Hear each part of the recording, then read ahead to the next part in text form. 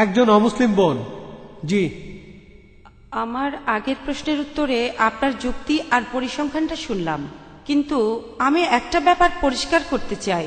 সম্ভবত আগের দিনগুলোতে যুদ্ধ হলে পুরুষরাই যুদ্ধের ময়দানে যেত, পরিবারের হয়ে উপার্জন করত, কিন্তু এখন সময় বদলেছে আর সম্ভবত ভবিষ্যতে এই পরিস্থিতি আরো বদলাবে। মহিলারা যুদ্ধে যাবে, এখনকার দিনে মহিলারা চাকরি বাকরি করছে, আর হতে পারে মহিলাদের মৃত্যুর হার আরো বাড়বে। আর সেরকম সময়ে আসলে তখন কি একথা বলা যাবে যে হ্যাঁ, পুরুষ মানুষের মাত্র একজন স্ত্রী থাকা উচিত? এই ধর্মগুলো আসলে পৃথিবীর মানুষের জন্য, ঈশ্বরের জন্য না। বোন, আপনি খুব ভালো প্রশ্ন করেছেন। আগেকার দিনে যুদ্ধের সময় বেশি পুরুষ মারা যেত, আমি আপনার সাথে একমত। এখন সময় বদলে গেছে, কিন্তু তারপরে এখনো যুদ্ধে পুরুষই বেশি মারা যায়। গালফ ওয়ারে বেশি পুরুষ মারা গেছে, আফগানিস্তানে পুরুষ মারা গেছে বেশি, ভিয়েতনাম যুদ্ধে বেশি পুরুষ মারা গেছে। তবে আগেকার দিনে যত বেশি মারা যেত, এখন তত বেশি মারা যায় না, আমি একমত। এখনকার দিনে আমি বলেছি ধূমপানে যে মানুষগুলো মারা যায় তাদের বেশিরভাগই হলো পুরুষ। মদ খেয়ে যারা মারা যাচ্ছে তাদের বেশিরভাগই পুরুষ। অ্যাক্সিডেন্টে মারা যাচ্ছে বেশি পুরুষ। আমি আপনার সাথে একমত যে মহিলারাও এখন যুদ্ধে যাচ্ছে। আর আমেরিকাতে কি ঘটনা ঘটলো, কয়েক বছর আগে আর্মিতে মহিলা সেকশন খোলা হলো, মহিলারা আর্মিতে, তখন থেকে মহিলার আর্মিতে যেতে লাগলো। আপনি কি জানেন সেই সময়কার আমেরিকার প্রেসিডেন্ট তিনি ছিলেন বিল ক্লিন্টন। হ্যাঁ, বিল ক্লিন্টন। তিনি পার্লামেন্টে ক্ষমা চেয়েছিলেন। আপনি জানেন 96 জন মহিলা ধর্ষিত হয়েছিল তাদের সুপিরিয়রের কাছে। তিনি পার্লামেন্টের ভেতরে ক্ষমা চেয়েছিলেন। বেশিরভাগ মহিলাদের যারা যুদ্ধ করতে গিয়েছিল তাদের সুপিরিয়ররাই তাদের ধর্ষণ করেছে। যখন আপনি কাঁধে কাঁধ মিলিয়ে যুদ্ধ করবেন তখন কি হবে? এটা হলো পরিসংখ্যান, এটা হলো আমেরিকান পরিসংখ্যান। সমস্যা হলো আমি একমত, আমি আপনার দৃষ্টিভঙ্গির সাথে একমত। আপনার প্রশ্নটা নিষ্পাপ, কারণ আপনি পরিসংখ্যানটা জানেন না। আপনি কি জানেন? আমি জানি মহিলারা এখন চাকরি করছে আমেরিকাতে। জানেন আমেরিকাতে প্রত্যেক দিন 1996 সালের পরিসংখ্যান অনুযায়ী ডিপার্টমেন্ট অফ জাস্টিস বলছে প্রত্যেক দিন 2730 জন মহিলা ধর্ষিত হয়েছে। প্রতি 32 সেকেন্ডে একজন মহিলা ধর্ষিত হচ্ছে। আমরা গত 3 ঘন্টা ধরে এই অডিটোরিয়ামে আছি, গত 3 ঘন্টায় 300-এরও বেশি মহিলা আমেরিকাতে ধর্ষিত হয়েছে যখন আমরা এখানে। এখন ইসলাম মহিলাদের কাজ করার বিরুদ্ধে নয়, ইসলাম মহিলাদের কাজ করতে বাধা দেয় না। তবে ইসলামে আয় উপার্জনের দায়িত্বটা হলো পুরুষের। মহিলা কাজ করলে ভদ্রোচিত কাজ করতে পারে, এমন কাজ না যে মডেলিং, নাচা, গান গাওয়া অথবা পুরুষদের সাথে মেলামেশা করা।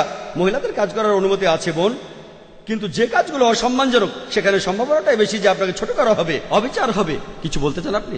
আমি মহিলাদের অসম্মানজনক কাজের কথা বলছি না, আমি ভালো কাজের কথাই বলছি। যেমন গাড়ি চালানো। পৃথিবীতে এখন মহিলা গাড়ি চালকের সংখ্যা বাড়ছে। ধরেন আমরা ভবিষ্যতের অবস্থা অনুমান করে নিলাম যে মহিলারা বাইরে বেশি কাজ করছে, তাদের মৃত্যু হার বেড়ে গেছে। সেরকম সময়ে কি এমন ধর্মের প্রবর্তন করতে পারি যেখানে পুরুষের মাত্র একটাই স্ত্রী থাকবে? আমি বর্তমান সময়ের প্রেক্ষাপট নিয়ে বলছি না, সব ধর্মের কথাই বলছি। আমার প্রশ্নটা হলো, সময় বদলানোর সাথে সাথে আমরা কি আমাদের ধর্মটাকেও বদলে নিতে পারি? বোন একটা সুন্দর প্রশ্ন করেছেন যে সময় বদলানোর সাথে সাথে ধর্মকে বদলাতে পারে কিনা। যদি ধর্মটা নিখুঁত না হয়ে থাকে তাহলে পরিবর্তনের প্রয়োজন আছে, কিন্তু নিখুঁত হয়ে থাকলে পরিবর্তনের কোনো প্রয়োজন নেই।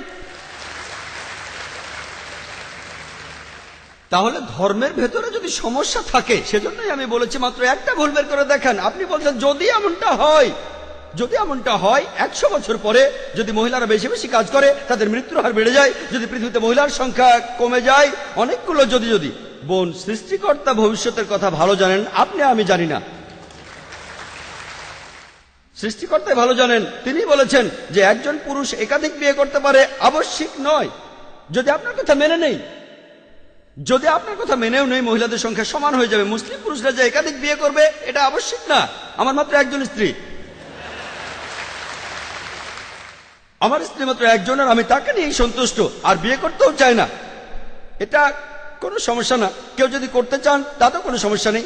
বিয়ে করতে চাইলে করবেন, না চাইলে করবেন না। তবে একাধিক বিয়ে করলে তাদের সাথে সুবিচার করতে হবে। বোন, আমাদের সৃষ্টিকর্তা মহান ঈশ্বর, তিনি ভবিষ্যৎ জানেন।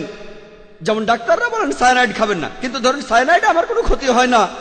উদাহরণ দিচ্ছি, ডাক্তার জানে, কিন্তু ডাক্তাররাও মানুষ, তারও ভুল হতে পারে। মহান সৃষ্টিকর্তা তো সবার উপরে বড় ডাক্তার, তিনি সবচেয়ে বড় ডাক্তার, তিনি আমাদের প্রয়োজনটা জানেন।